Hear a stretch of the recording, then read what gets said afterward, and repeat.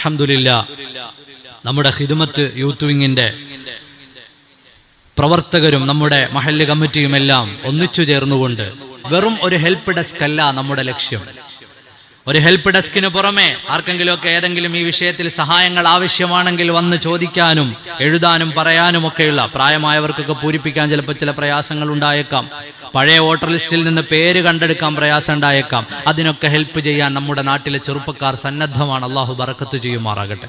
അതോടൊപ്പം നമുക്ക് വാട്സപ്പ് സംവിധാനത്തിലൂടെ എവിടെ ഇരുന്നു കൊണ്ടും എൻ്റെ പേര് ലിസ്റ്റിലുണ്ടോ, അല്ലെങ്കിൽ അത് എവിടെയാണ്, ഏതു ഭാഗത്തുള്ള ലിസ്റ്റ് നോക്കിയാലാണ് അതെനിക്ക് കിട്ടുക, എനിക്ക് ഇന്ന ഹെൽപ്പ് വേണം എന്ന് പറഞ്ഞുകൊണ്ട് വാട്സപ്പിൽ ഒരു മെസ്സേജ് അയച്ചാൽ അതിന്റെ ഭാഗങ്ങളൊക്കെ കണ്ടെത്തി നിങ്ങളെ സഹായിക്കാൻ ആ രീതിയിൽ കൂടി ഒരു സംവിധാനം നമ്മുടെ ഖിദ്മത്തിന്റെ പ്രവർത്തകർ ഒരുക്കുന്നുണ്ട്. ഹെൽപ്പ് ഡെസ്കിന് പുറമെ വാട്സപ്പിലൂടെ ബന്ധപ്പെട്ടാൽ ആ രീതിയിലും സഹായം കിട്ടും ഇൻഷാ അല്ലാഹ്.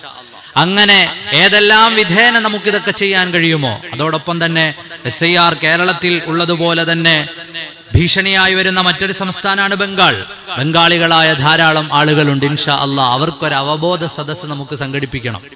ആയിരക്കണക്കിന് മനുഷ്യരാണ് ബീഹാറിൽ 121 മണ്ഡലങ്ങളിലേക്ക് തെരഞ്ഞെടുപ്പ് നടന്നപ്പോൾ രാവിലെ വോട്ട് ചെയ്യാൻ ചെന്നപ്പോഴാണ് അറിഞ്ഞത് ഞങ്ങളുടെ പേര് ലിസ്റ്റിലില്ല.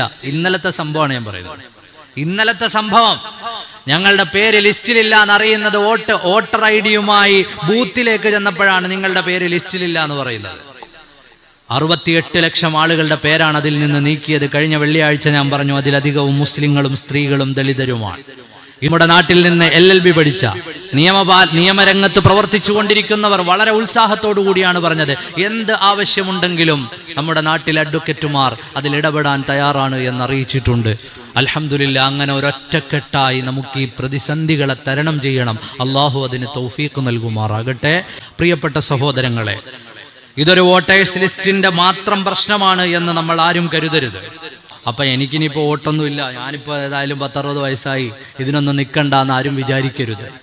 അടുത്ത ഒരു SIR പ്രക്രിയ നമ്മുടെ രാജ്യത്തുണ്ടാകുമ്പോൾ ഒരു പക്ഷേ അവലംബിക്കുക ഇപ്പോഴുള്ള ഈ ലിസ്റ്റായിരിക്കും.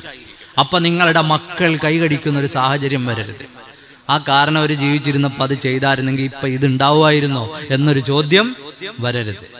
അതുകൊണ്ട് നമ്മൾ എല്ലാവരും അതിന്റെ ഗൗരവം മനസ്സിലാക്കി നമ്മുടെ തലമുറകൾ, നാം ജീവിക്കുന്ന ഈ നാട്ടിൽ നിലനിൽക്കാനുള്ളതാണ്. നമ്മുടെ മക്കൾ, പേരമക്കൾ, അവർക്കൊക്കെ വേണ്ടി നാം തലമുറകൾക്ക് വേണ്ടി നടത്തുന്ന ഒരു പ്രയത്നമാണ് ഇത് എന്ന് മനസ്സിലാക്കിക്കൊണ്ട് ഈ പ്രക്രിയയുടെ ഭാഗമാവുക.